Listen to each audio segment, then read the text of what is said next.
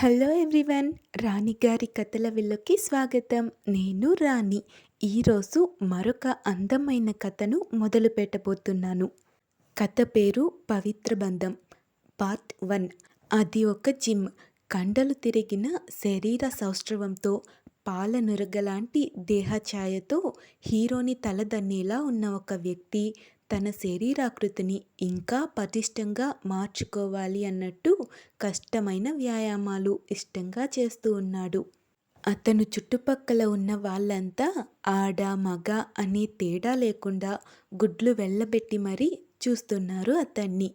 అతను అందర్నీ గమనిస్తూ గర్వంతో కూడిన ఒక నవ్వు నవ్వుకొని అతని అసిస్టెంట్ ఇచ్చిన టవల్తో ముఖం తుడుచుకొని ప్రోటీన్ డ్రింక్ తాగుతూ అక్కడి నుండి ఎగ్జిట్ వైపు వెళ్తాడు. అతని అసిస్టెంట్ అతని వస్తువులన్నీ గబగబా సర్ది, ఈ మూర్ఖుడు నన్ను చంపుతున్నాడు. టైం టు టైం అని నాకు సరైన నిద్ర లేదు, తిండి లేదు. వీడి దగ్గర పనిలో జాయిన్ అయినప్పటి నుండి ఒక్క జీతం తప్ప ఇంకేదీ నాకు సరిగ్గా అంది చావడం లేదు అని అతన్ని తిట్టుకుంటూ ఆ బ్యాగ్ తీసుకెళ్ళి కార్లో పెట్టి డ్రైవింగ్ సీట్లో కూర్చుంటాడు. అతను, దాసు, నా మీద కోపం పోయేదాకా బాగా తిట్టుకున్నావా అని అడుగుతాడు సీట్లో వెనక్కి వాలి హెడ్ ఫోన్ సెట్ చేసుకుంటూ. దాసు, అయ్యో సార్, అలాంటిదేమీ లేదు. నేను మిమ్మల్నెందుకు తిట్టుకుంటాను అంటాడు అతి వినయం నటిస్తూ. అతను, తిట్టుకున్నా పర్వాలేదు, కానీ నాకు చేయాల్సిన పనులన్నీ టైం టు టైం చేయాలి. లేదంటే నా దగ్గర నుండి తీసి పడేయడమే కాదు, హోల్ ఆంధ్ర తెలంగాణలో నీకు ఎవ్వరూ అటెండర్ జాబ్ కూడా ఇవ్వకుండా చేస్తా అని చెప్తాడు వార్నింగ్ టోన్లో. దాసు, సార్, నాకొక డౌట్ ఉంది, అడిగితే తప్పుగా అనుకోరు కదా అంటాడు భయంగానే. అతను, ఏంటో అడుక్కో అంటాడు నిర్లక్ష్యంగా. దాసు, నేను మిమ్మల్ని ఎలా తిట్టుకుంటున్నానో మీకు బాగా తెలుసు. అయినా ఇంకా ఎందుకు నన్ను పనిలో పెట్టుకున్నారు? మీకు కావాలంటే నాకంటే ఎక్కువ టాలెంట్ ఉండేవాళ్ళు దొరుకుతారు కదా అంటాడు అతని అనుమానం వెళ్ళగక్కుతూ. అతను, నీకంటే టాలెంట్ ఉండేవాళ్ళు మస్తుగానే దొరికారు నాకు, కానీ నీ అంత కలర్ ఉన్న వాళ్ళు అస్సలు దొరకలేదు. అందుకే నిన్ను భరిస్తున్నా అని అనేసరికి ఆ మాటకు దాసు నోరు వెళ్ళబెట్టి చూస్తూ, మగాడికి కలర్ చూడడమేంటి సార్ అంటాడు అదే ఆశ్చర్యంతో. అతను, నా పిఏ అంటే దాదాపు ఉదయం లేచింది మొదలు రాత్రి పడుకునే వరకు నా ఎదురు పడుతూనే ఉంటాడు. అగ్లీగా ఉండే మనుషులంటే నాకు పరమ చిరాకు. అలాంటి వాళ్ళను చూస్తూ పీస్ఫుల్గా ఎలా ఉండగలను, ఎలా పని చేసుకోగలను? అందుకే నీ ఎక్స్ట్రాలని భరించి నిన్ను ఇంకా జాబ్లోనే ఉంచింది. నా వీక్నెస్ తెలుసుకున్నానని ఓవర్ చేసావనుకో, నిన్ను ఉద్యోగం నుంచి కట్ చేయను, నీ జీతం మాత్రం కట్ చేస్తాను అని యాటిట్యూడ్గా చెప్పి సాంగ్స్ ఆన్ చేసుకొని ప్రశాంతంగా కళ్ళు మూసుకుంటాడు. దాసు, పిఏలోనే ఇంత అందాన్ని వెతుక్కునే ఈ మహానుభావుడికి పెళ్ళాం కావాలంటే మిస్ ఇండియా అయ్యుండాలో, మిస్ వరల్డ్ అయ్యుండాలో అని చిన్నగా గొనుక్కుంటాడు. అతను, నువ్వు వెటకారంగా అన్నా కరెక్ట్గానే అన్నావు. ఈ అద్వైత్ శ్రీ భార్యగా రావాలంటే మిస్ వరల్డ్కి తగ్గని అందం తన సొంతమై ఉండాలి అని చెప్తాడు గర్వంగా మీసం మెలితిప్పుతూ. శివ, ఈ డ్రెస్ నాకెక్కడ సరిపోతుంది? నా సైజ్ XXL అయితే ఎల్ చూపిస్తున్నావు నువ్వు, ఎక్కడైనా సంబంధం ఉందా అని అంటుంది ముద్దుగా కాస్త బొద్దుగా ఉన్న ఒక అమ్మాయి తన ఫ్రెండ్ అయిన శివానిని చిరుకోపంగా కసురుతూ. శివాని, అది కాదు వేద, నీకు ఈ కలర్ చాలా బాగా నప్పుతుంది అని అంటుంటే ఒక మధ్య వయసు ఉన్న ఆవిడ వస్తూ, ఈ డ్రెస్ దానికి పట్టాలి అంటే కనీసం 30 కిలోలన్నా తగ్గాలమ్మా, అది జరగని పని కానీ అని ఆవిడ దీర్ఘం తీస్తుంటే శివాని కోపం తెచ్చుకుంటూ ఏదో అనబోతుంటే వేద మాట్లాడుతూ, ఈ షాప్లో ఈ ఒక్క డ్రెస్నే లేదులే పిన్ని, నాకు నప్పేది కూడా ఉండే ఉంటుంది అని అంటూ ఫ్రెండ్ని తీసుకొని మరొక దగ్గరకు వెళ్తుంది. శివాని, నీ సంపాదనతోనే బ్రతుకుతూ నిన్నే ఎప్పుడూ తెప్పుతూ ఉంటుంది. ఈవిడకు ఈ జన్మలో బుద్ధి వస్తుంది అని నాకు నమ్మకం లేదు అంటుంది కోపంగా ఆ అమ్మాయి. అది ఆ దేవుడు చేయాల్సిన పని శివ. మనకెందుకులే కానీ ముందు నీకు డ్రెస్ చూద్దువు పదా, మళ్ళీ నాకు లేట్ అవుతుంది అని చెప్తుంది వాచ్ చూసుకుంటూ. శివాని, ఇప్పుడు నాకెందుకు, బోలెడున్నాయి. నీకు కంపెనీ ఇద్దామని వచ్చాను. మీ పిన్ని ఆవిడకు, ఆవిడ భర్తకు, ఎంటైర్ ఫ్యామిలీకి ఏమేమి కావాలో తీసుకుంది. బిల్ ఎంతైందో చూద్దాం పదా అని కౌంటర్ దగ్గరకు తీసుకువస్తుంది వేద.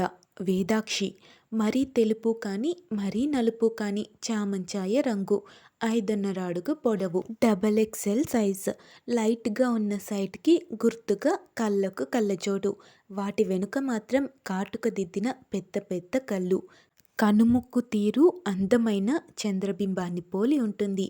అందానికి కొలుచుకున్న కొలతలకు ఆనకపోయినా, పాలమీగడ మల్లెమొగ్గ అని వర్ణించేంత తెల్లగా లేకపోయినా లక్ష్మీ కళ ఉట్టిపడే నిండైన విగ్రహం అని అంటారు ఎవరైనా. మిస్ ఇండియా కాదు కాదు, మిస్ వరల్డ్ అంత అందగత్తెనే మిస్సెస్ కావాలి అని ఆశపడుతున్న మన మూర్ఖపు ముత్యం హీరోకి కాబోయే ఇల్లాలు. అద్వైత్ కార్ అతని ఇంటి ముందు ఆగుతుంది. ఇంటి చుట్టూ పూల మొక్కలు, అందమైన షో ప్లాంట్స్తో నీట్గా అరేంజ్ చేసిన పెద్ద గార్డెన్లా ఉంది. ఆ గార్డెన్ మధ్యలో జాగృతి నిలయం అని అందమైన పెద్ద పెద్ద అక్షరాలతో పేరు చెక్కబడిన అందమైన భవంతి. అద్వైత్ కార్ దిగి ఆ ఇంట్లోకి వెళ్తాడు. అతని వెనకే దాసు కూడా. ఇల్లంతా చాలా సందడిగా ఉంది. కారణం ఆ రోజు అతని పుట్టినరోజు. అద్వైత్ ఇంట్లో అడుగు పెట్టగానే అతని అమ్మ జాగృతి ఎదురు వస్తూ, ఇంత ఆలస్యం ఏంటి నాన్న, ఫ్రెష్ అయ్యిరా, పూజ పూర్తయింది, హారతి తీసుకుందు కానీ అని చెప్తారు ప్రేమగా కొడుకు తల నిమురుతూ. అద్వైత్ సరే మామ్ అని నవ్వుతూ చెప్పి అతని రూంలోకి వెళ్తాడు. అతను వచ్చేసరికి జాగృతి హారతి పళ్ళెం పట్టుకొని రెడీగా ఉంటారు. ఆవిడ పక్కనే అద్వైత్ నాన్న మహేంద్ర కూడా. అతను హారతి కళ్ళకు అద్దుకొని తల్లి తండ్రి కాళ్లకు నమస్కరించి ఆశీర్వాదం తీసుకుంటాడు. జాగృతి, నిండు నూరేళ్ళు సంతోషంగా ఉండు నాన్న అని అతన్ని ఆశీర్వదించి కొడుకు నుదుటన ముద్దు పెట్టుకుంటుంది. ఈ ఏడాదైనా నీ పెళ్లి చూసే భాగ్యం మాకు ఉందారా అని అడుగుతారు మహేంద్ర. అద్వైత్, ఖచ్చితంగా ఉంది డాడీ అంటాడు నవ్వుతూ. జాగృతి ఆ మాటకు సంతోషపడుతూ, అంటే మంచి అమ్మాయిని చూడాలి, నా కొడుక్కి తగ్గ అందం, మన స్థాయికి తగ్గ స్టేటస్ అని అంటుంటే, అద్వైత్, మీరు కష్టపడటం నాకు ఇష్టం లేదు మమ్మీ, అందుకే నేనే అమ్మాయిని సెలెక్ట్ చేశా అని ఒక ఫోటో చూపిస్తూ, పేరు అప్సర, రూపంలో కూడా అప్సరే, తను నాకు నచ్చింది, డీటెయిల్స్ అన్నీ కూడా డీటెయిల్గా చెక్ చేశా, మన స్థాయికి తగ్గవాళ్ళు, వాళ్లతో ఆ అమ్మాయితో మాట్లాడి పెళ్ళికి ఒప్పించండి అని చెప్తాడు. అంతవరకు ఆనందంగా ఉన్నవాళ్ళు చివరి మాటకు షాక్ అవుతూ, అమ్మాయిని ఒప్పించడం ఏంటిరా, మీరు లవ్లో లేరా అని అడుగుతాడు మహేంద్ర. అద్వైత్, నో డాడీ, ఆ అమ్మాయి నాకు నచ్చింది, వాళ్ళ ఫాదర్ మన కంపెనీలో one of the share holder, మీటింగ్లో చూశాను, నా ఎక్స్పెక్టేషన్స్కు మించి ఉంది తను, నా వైఫ్గా తనే కావాలి, మీరేం చేస్తారో నాకు తెలీదు, ఆ అమ్మాయి పెళ్ళికి ఒప్పుకోవాలి, అదే మీరు నాకు ఇచ్చే బర్త్డే గిఫ్ట్ అని చెప్తాడు. కొడుకు మాటలతో ఆ అమ్మాయిని ఎంతగా ఇష్టపడుతున్నాడో అర్థమై తనే వాళ్ళ కోడలు అని ఫిక్స్ అవుతారు వాళ్ళు కూడా. జాగృతి, సరే నాన్న, నువ్వు వెళ్ళి సాయంత్రం త్వరగా రా, వర్క్లో పడి పార్టీకి అస్సలు లేట్ చేయకు అని చెప్తారు ప్రేమగా కొడుకు తల నిమురుతూ.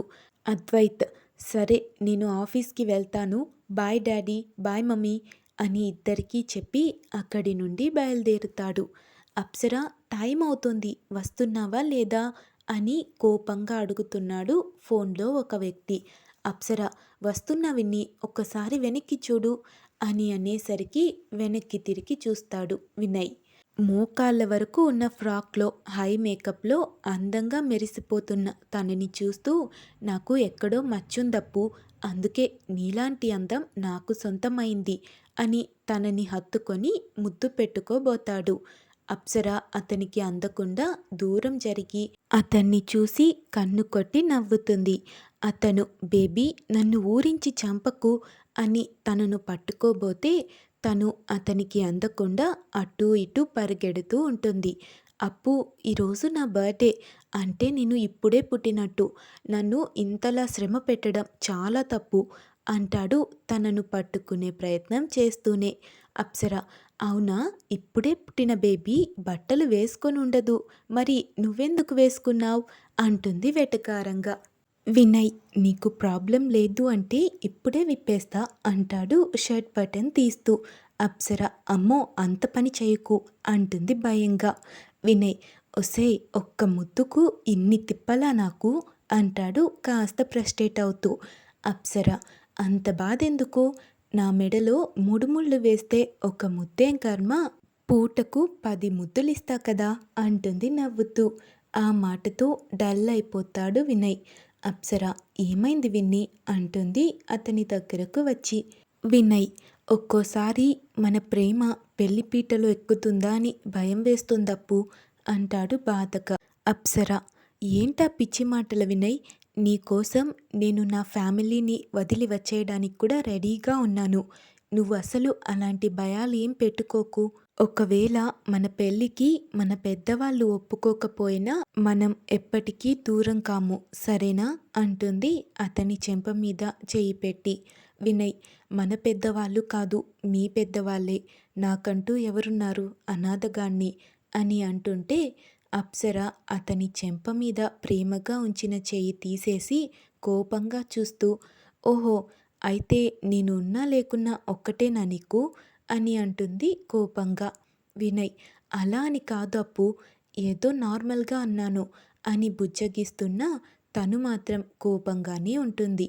అలా చాలాసేపు అతను బ్రతిమలాడిన తర్వాత సరే ఇంకోసారి ఇలా అంటే అస్సలు ఎక్స్క్యూజ్ చేయను అని చెప్పి నవ్వేస్తుంది. వినయ్ హమ్మయ్య నా జీవితంలోకి నువ్వు వచ్చిన తర్వాతే హ్యాపీనెస్ వచ్చింది అప్పు లవ్ యూ సో మచ్ అని తనని ప్రేమగా హత్తుకుంటాడు. Apsara love you too Vinnie అని అతన్ని ఇంకా గట్టిగా హత్తుకొని వెంటనే ఏదో గుర్తు వచ్చినట్టు అతన్ని తోసినట్టుగా పక్కకు నెట్టి అయ్యో నీకు ఇష్టమని కూల్ కేక్ తెచ్చాను అది ఏమైందో ఏమో అని కంగారుగా అంటుంటే వినయ్ నవ్వి పర్వాలేదులే కానీ నువ్వు కాసేపు నా పక్కనే ఉండు అని తనని దగ్గరకు లాక్కుంటాడు. అలా ఇద్దరు ప్రేమ పక్షులు కబుర్లు చెప్పుకుంటూ ఉండిపోతారు. వేదాక్షి దేవుడికి దండం పెట్టుకొని నుదుటిన కుంకం పెట్టుకొని మరొక పెద్ద ఫోటో దగ్గరకు వెళ్తుంది. ఆ ఫోటోకి దండ వేసి బొట్టు పెట్టి ఉంది. ఇంచుమించు వేదాక్షిలానే ఉంది ఆ ఫోటోలో ఉన్న ఆమె. వెళ్ళొస్తానమ్మా అని ఆ ఫోటోకి చెప్పి ఇంట్లోంచి బయటకు వచ్చి స్కూటీలో ఆఫీస్కు బయలుదేరుతుంది. ట్రాఫిక్ సిగ్నల్ పడడంతో మల్లిక బండాపి చుట్టూ చూస్తూ ఉంటే తనకి కొంచెం దూరంలో ఆఫీస్కే బయలుదేరిన అద్వైత్ కూడా కార్ నుండే బయటకు చూస్తూ చా అర్జెంట్ వర్క్ ఉన్నప్పుడే ఈ ట్రాఫిక్ విసిగిస్తుంది అంటాడు చిరాగ్గా. అప్పుడే ఒక పిల్లాడు అడుక్కుంటూ అద్వైత్ కార్ చూసి ఈసారిది పెద్ద కార్ డబ్బు బాగా ఇస్తారు ఈరోజైనా కడుపు నిండా తినచ్చు అని అనుకొని సార్ 2 రోజుల నుండి తినలేదు సార్ అని 2 సార్లు అడుగుతాడు. అద్వైత్ ల్యాప్టాప్ చూసుకుంటూ అతన్ని పట్టించుకోడు. అది చూసిన ఆ పిల్లాడు సార్ మిమ్మల్నే అంటూ కార్ నుండి కాస్త లోపలికి చెయ్యి పెట్టేసరికి అతని చెయ్యి తగులుతుంది అద్వైత్కి. అతన్ని కాల్చేసేలా చూస్తూ రే ఇడియట్ నన్నే ముట్టుకుంటావా నీ అవతారం చూసావా స్నానం చేసి ఎన్ని రోజులవుతుందో అగ్లీ ఫెలో అని అంటూ అసహ్యంగా ముఖం పెట్టుకొని అతన్ని వెనక్కి నెట్టేస్తాడు. అద్వైత్ బలంగా తోయడంతో ఆ పిల్లాడు ఫోర్స్గా కింద పడతాడు. పడడమే చేతికి కాలికి రక్తం వచ్చేలా దెబ్బలు తగులుతాయి. అంత చిన్న పిల్లాడు ఏడుస్తున్నా అడుక్కునేవాడు అని చులకన భావంతో ఎవ్వరూ కూడా ముందరికి రావడం లేదు. వేద వాళ్ళకి దూరంగా ఉండడం వల్ల అక్కడ జరిగే గొడవ ఏదో కూడా కనపడడం లేదు తనకి. దాసు ఆ అబ్బాయి వైపు జాలిగా చూస్తుంటే అప్పుడే గ్రీన్ సిగ్నల్ పడుతుంది. అద్వైత్ ఎక్కడ చూస్తున్నావు పోనీ అని బేస్ వాయిస్లో చెప్పేసరికి దాసు భయంగా కార్ స్టార్ట్ చేస్తాడు.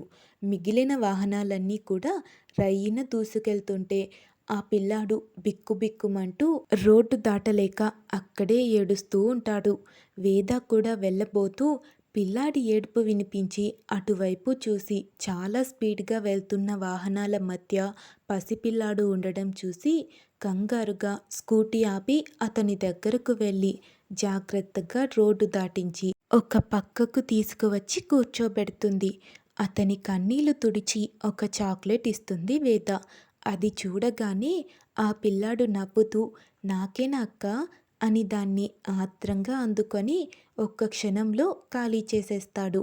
అతన్ని బాధగా చూసి ఆకలిగా ఉందా అని అడుగుతుంది. అతను అని తలాడిస్తాడు భయంతో కళ్ళు టపటపా ఆడిస్తూ. వేద చుట్టూ చూస్తుంది. దగ్గర్లో షాప్స్ ఏవీ కనపడకపోవడంతో ఎలా అని ఆలోచిస్తూ తన లంచ్ బాక్స్ తెచ్చుకున్న విషయం గుర్తు వచ్చి అది తీసి అతనికి ఇస్తుంది. అతను తనను ఒక దేవతలా చూస్తూ కడుపు నిండా తిని చాలా థ్యాంక్స్ అక్క, నాకు బాగా ఆకలేసి ఆ సార్ని డబ్బులు అడిగితే ఇవ్వకపోగా నన్ను కొట్టాడు అని చెప్తాడు వెక్కుతూ.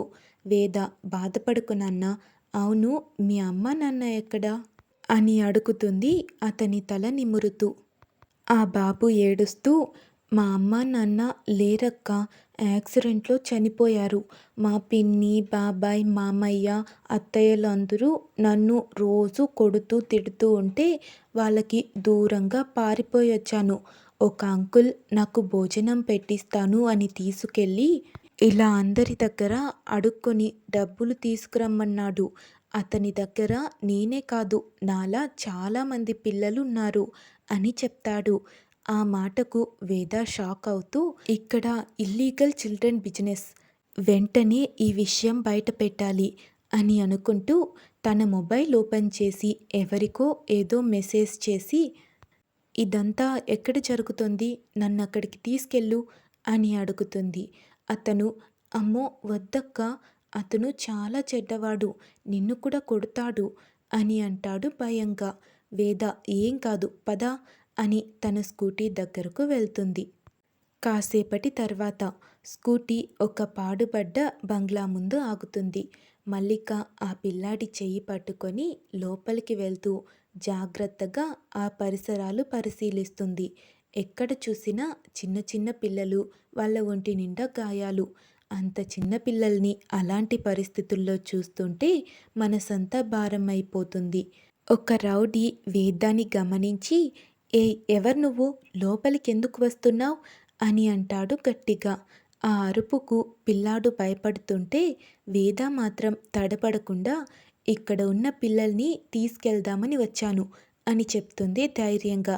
ఆ మాటలకు మిగిలిన రౌడీలు కోపంగా చూస్తూ ఇక్కడికి ఎవరైనా రావడమే కానీ పోవడం ఉండదు అని తన మీదకు రాబోతుంటే వేద ఏమాత్రం భయపడకుండా కొట్టడానికి ఎత్తిన అతని చెయ్యి పట్టి వెనక్కు విరిచి వీపుపై ఒక్క తన్ను తంతుంది.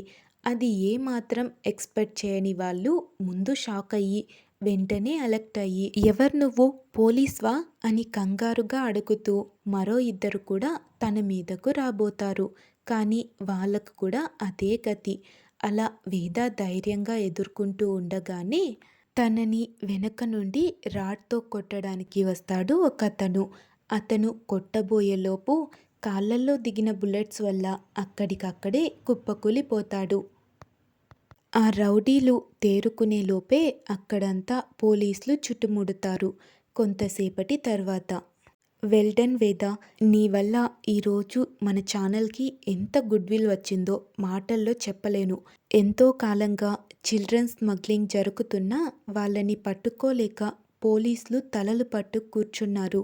నువ్వు తెగించి వాళ్ళ స్థావరాన్ని కనిపెట్టి వాళ్ళను పోలీసులకు పట్టించి మన ఛానల్ని అంతెత్తున నిలబెట్టావు. అప్రిషియేట్ యూ అని తను పనిచేస్తున్న న్యూస్ ఛానల్ ఎండి తన భుజం తట్టి చెప్తుంటే వేద మంచి చేయాలి అని అనుకుంటే మంచే జరుగుతుంది సార్. మీరు ఈ కేస్ని మన ఛానల్ ప్రమోషన్స్ కోసం వాడుకోవాలి అని కాకుండా పిల్లల భవిష్యత్తు కాపాడాలని ఉద్దేశంతో నాకు అప్పగించారు. మీ మంచి మనసే నన్ను ఎక్కువ కష్టపెట్టకుండానే ఆ కిడ్నాపర్ గ్యాంగ్‌ని చేరుకునే అవకాశం కలిగించింది" అని రోడ్లో ఆ పిల్లాడు అలా కనపడడం తలుచుకొని చిన్నగా నవ్వుతుంటుంది. ఎండీ గారు, నీ గురించి నాకు తెలుసులేమ్మా. ఎప్పుడు మాత్రం నీ గొప్పతనాన్ని నువ్వుగా ఒప్పుకున్నావు. సరే, ఇక అందరూ ఎవరి వర్క్స్ వాళ్ళు చేసుకోండి అని చెప్పడంతో అందరూ కూడా చాలా సంతోషంగా ఎవరి సీట్లోకి వాళ్ళు వెళ్ళిపోతారు. గత కొన్నేళ్లుగా పోలీసులను ఎంతగానో కంగారు పెడుతున్న చిల్డ్రన్ ట్రాఫికింగ్ ఛేదించిన డీసీఏ ఛానల్ రిపోర్టర్ వేదాక్షి అని వేద ఫోటో వేస్తూ ఈ ఛానల్లోనే కాకుండా వేరే ఛానల్లో కూడా బ్రేకింగ్ న్యూస్గా పబ్లిష్ చేస్తుంటారు. మహేంద్ర గారి ఇంట్లో కూడా టీవీలో వస్తున్న న్యూస్ చూస్తూ ఆ అమ్మాయి ఎవరో నిజంగా చాలా ధైర్యవంతురాలులాగా ఉందే అని అంటారు నవ్వుతూ. జాగృతి "ఉమ్" అంటూ నిర్లక్ష్యంగా ఆ న్యూస్ చూస్తుంటే అద్వైత్ లోపలికి వస్తూ అతను కూడా ఆ న్యూస్పై ఒక చూపు విసిరి "బ్రేవరీ వితౌట్ బ్యూటీ" అంటాడు నిర్లక్ష్యంగా. మహేంద్ర "తప్పు నాన్నా. మన పర్సనల్ లైఫ్ వరకు మన ఇష్టాలు మనకు ఉండొచ్చు. కానీ అలా ప్రతి ఒక్కరిని తప్పు పట్టడం కరెక్ట్ కాదు. అది కూడా వాళ్ళ రూపాన్ని" అని కొడుక్కి నచ్చజెప్తాడు. "మీరు ఎన్నైనా చెప్పండి డాడీ. ఈ ఒక్క విషయంలో మాత్రం నేను అస్సలు కాంప్రమైజ్ అవ్వలేను. మనిషి అంటే హెల్త్‌ని, ఫిజిక్‌ని కంట్రోల్ చేసుకుంటూ, చూడగానే వావ్ అనిపించేలా ఉండాలి. అంతేకానీ ఇలా అగ్లీగా ఉన్నవాళ్ళంటే నాకు ఎలర్జీ" అని టీవీ ఫోటోలో కనిపిస్తున్న వేదని చూసి అదో రకంగా ఫేస్ పెట్టి చెప్తాడు అద్వైత్. జాగృతి "సరిగ్గా చెప్పావురా. మరీ ముఖ్యంగా ఆడవాళ్ళంటే తీరైన శరీరాకృతితో కళకళలాడుతూ ఉండాలి. కానీ ఇలా ఉండకూడదు" అని రిమోట్ తీసుకొని ఆ ఛానల్ మార్చేస్తారు. మహేంద్ర గారు వాళ్ళిద్దరినీ విసుగ్గా చూసి "మనిషి పుట్టుక అనేది ఆ దేవుడు రాసేది. ఆ విషయంలో మీరు మారకపోతే ముందు ముందు చాలా బాధపడతారు జాగృతి" అని భార్య వైపు, కొడుకు వైపు చూసి కాస్త విసుగ్గా అక్కడి నుండి వెళ్ళిపోతారు. వీళ్ళ యాటిట్యూడ్తో మన క్యూట్ చబ్బీ వేదని ఈ తల్లి కొడుకులు ఇద్దరు ఎంత బాధపడతారో ముందు ముందు చూద్దాం. అద్భుతంగా సాగిపోయే ఈ కథ అస్సలు మిస్ అవ్వకండి. నచ్చితే మాత్రం లైక్ చేసి హైప్ ఇచ్చేయండి. స్టోరీ మీకు నచ్చుతుంది అని, నచ్చాలి అని ఆశిస్తున్నాను. See you in next part.